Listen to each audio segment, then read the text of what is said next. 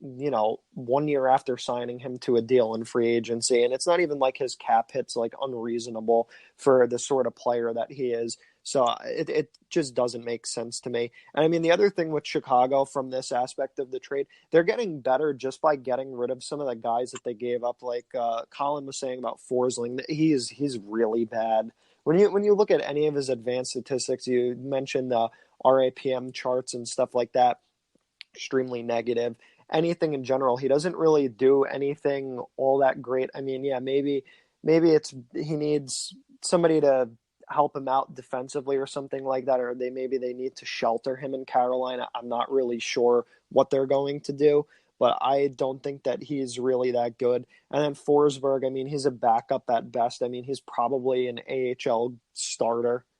I don't really see much of a ceiling for him at this point. So when you look at it, Carolina got nothing basically in return for a top 4 defenseman. So it just doesn't make sense to me. You're basically gifting Chicago a player at that point. Now, I hate to get into like tinfoil hat conspiracy theories out there, but I saw someone on Twitter put out a theory that maybe Carolina's working an internal cap and like they aren't ones who are going to spend to the full salary cap, and that they were looking at moving on just because it was precluding that higher salary cap, that internal cap. And it would make sense considering the rumor out there that they had lowballed Sebastian Aho for like a $6 million by 8-year deal, which he was never going to sign. I mean, I'm just trying to pull up Cap Friendly really quickly to see where Carolina stands at the moment. Let's see, Carolina. Talking about them cap-wise, yeah, they only have 15 guys on their roster right now, and they have 28 out of 50 possible contracts at the moment. They're still under the cap floor. So, yeah, I understand that they have to sign Aho. They just made the playoffs this season. They look like they're one of the up-and-coming teams. I don't get it fully. I mean, they have to have some sort of money to spend, I would hope. I don't know. I just don't get it. I don't think that it could be something with internal cap. Maybe they're not generating enough revenue or something. I don't remember where they were on the list that was just released in terms of the amount of the percentage of the seats and stuff like that they sold and everything. I mean, with the season that they had, I would assume that it probably was a little bit up there, but I don't know in past years and everything. So maybe they're a little bit strapped for money. I'm not 100% sure, but yeah. Well, I would not be shocked if Carolina misses the playoffs next year, because right now I have no idea what Waddell is doing or how he is watching some of these contract situations, or at least not being able to talk to these free agents he's got and not being able to get them on a contract before the July 1st deadline hits. And it's so weird. But it's going to be an interesting season for Carolina for sure,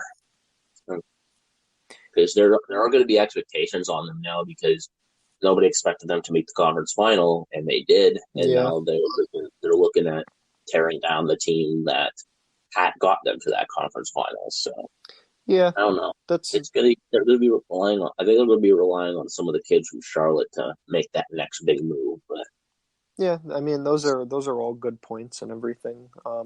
I can see everything that you were talking about there, coming true. Trevor, any input? Let me see here. I was just on Cap Friendly really quick, going over some things while you guys were talking. Okay. Nothing. Chicago clearly wins a trade, but I'm just curious to see where Carolina goes from here, because like you said, Aho is still not signed, which is shocking to me. I don't know if there's been an offer sheet made for him. I wouldn't be surprised. I don't think you can offer sheet for RFAs before July 1st. No, okay. I'm not entirely sure how what the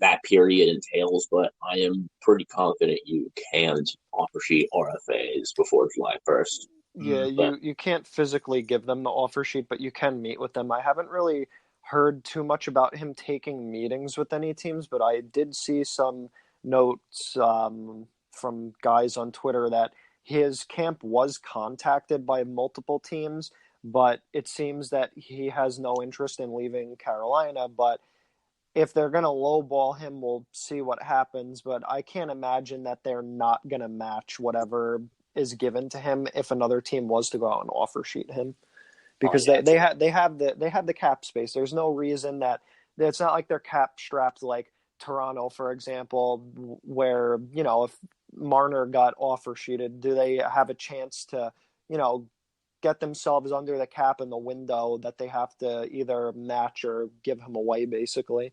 So, but Yeah. that is a good point to, you know, bring up about the offer sheeting and stuff like that, because I didn't even really think about that when I was like looking at this whole entire trade.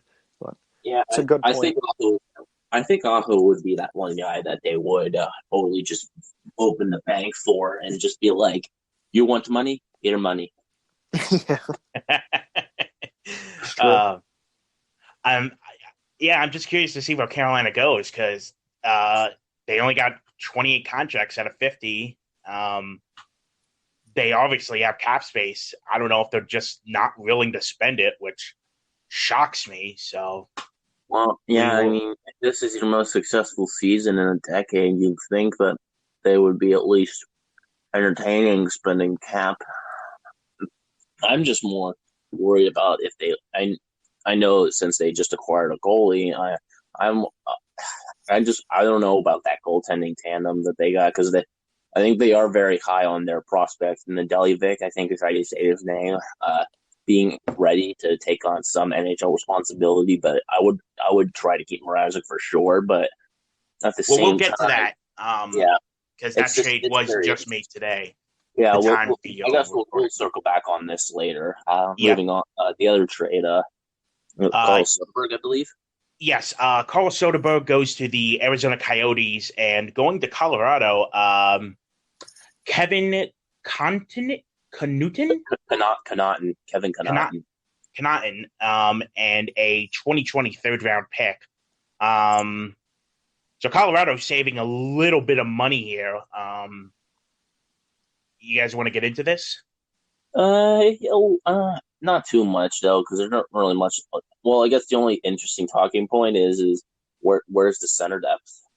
Like, Yeah, because I mean, Soderberg's a glorified third line center on that team, but he was one of their more consistent centers there besides McKinnon. I think they are really banking on Kerfoot or Jost being ready to take on that second line center role. Or Comfort, because I know Comfort can play center, but I think he's been better off as a winger for them. So it's going to be interesting. I mean, Connaughton, I think he was due for a contract this year, no, or he might have a year left.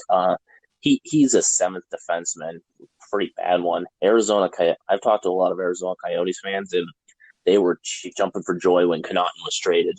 That dude's a glorified AHL defenseman. I know he was in the Vancouver system for a while there. He's got some good offensive talent in the lower levels, but he's just not good for the NHL. Mm-hmm. So in Arizona, I think it was also interesting. They clearly realized from last season about the importance of depth, because if they had at least one of their other forwards healthy, like Nick Schmaltz, they would have been in the playoffs, no question. Mm-hmm.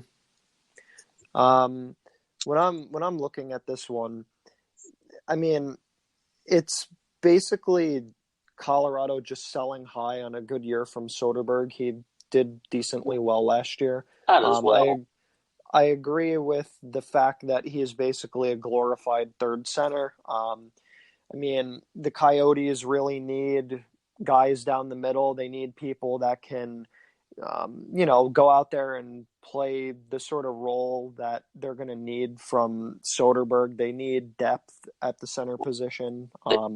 They also just got a goal scorer that is a leading goal scorer that isn't Brad Richardson. Yeah, that's true. I mean, they're not getting like their roster last year, they had like nobody that scored a lot of goals. I mean, it was crazy to Yeah, see because they were close to making the playoffs, and I'm pretty sure that they were struggling to even have like somebody crack 20 goals, and yeah, the nobody season was cracked. almost over. And I guess you're saying that, Colin, you're saying that nobody cracked 20, or did No, someone? and no, literally one of their best goal scorers was Brad Richardson. He had like the one of the best years I can remember out of him, at least in terms of his offensive production.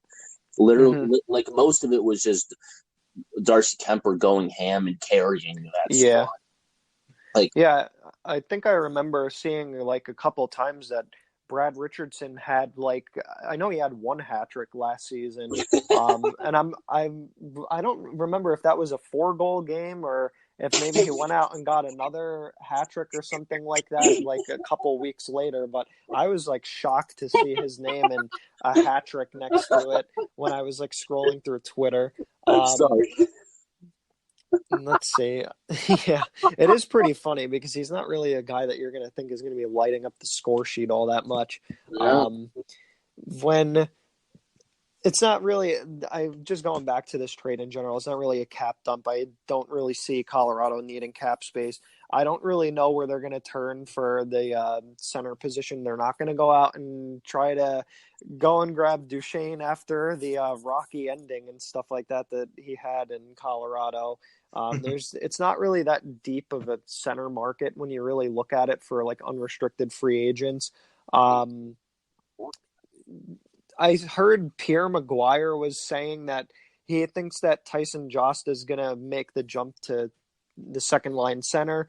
He was saying that he watched him in the playoffs and he was like remarkable and all this stuff and everything like that. I mean, I feel like Pierre Maguire sometimes doesn't know what he's really talking about, but I can see it. I can see him taking the step to be the second line center for them. Um, Connaughton's really not really that big of a gain. He's not good. He's pretty bad defensively, seventh defenseman, like Colin was saying.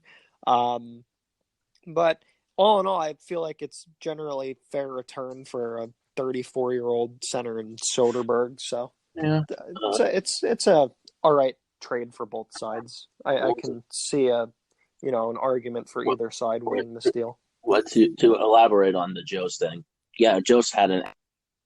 But on top of that, after he like had his second stint in the AHL or like coming back down the stretch, he was excellent. Like he really turned it on. Like I saw like what Tyson Jost could be in that stretch down the stretch. I think he's got what it takes to be a second line center in the NHL, and I wouldn't be shocked to see him jump into a second line center role and produce and be what we thought he could be based on his like development program and college production. Yeah, I mean, he's still young, so he still has some time to Yeah, I just get think there. And I mean, we definitely saw the flashes in the playoffs and at the end of the year. That's why I'm saying, like, I'm not a Pierre Maguire fan. Pierre made it sound like it was because he was watching and all this stuff, and he really sees it. But I could see it being him being the second line center. I think that he'll be able to do it. but McGuire loves prospects. He just he just he, to avoid getting too dirty. He gets pretty excited, if you know what I mean. Yeah, that's true. um, Well, yeah, that's Trevor. that's really all I got on this. So, Yeah, Trevor, if you Trevor. have anything. Um, Nothing really. No. Just to see where Colorado goes from here, I guess. It would be funny though to see Duchesne go back to Colorado, Whoa. make it a full circle effort. Yeah, Yeah. and would that also make Nashville the ultimate losers of the Duchesne trade? Yeah. Because Oh God. they gave up a lot just to get Torres, and Torres hasn't even been that great for them. No, yeah, And Yeah. it's a not big been reason good. why they're trying to get Duchesne. That is going to be one of the most expensive center cores, and it's not even. It's going to be so meh. Yeah, It's Ugh. going to be it's like true. Duchesne would probably be the most qualified to be a first line center on that team, but they got Ryjo there, and he's expensive for It's going to be interesting. It's definitely interesting. Well, we say a lot of things are going to be interesting, but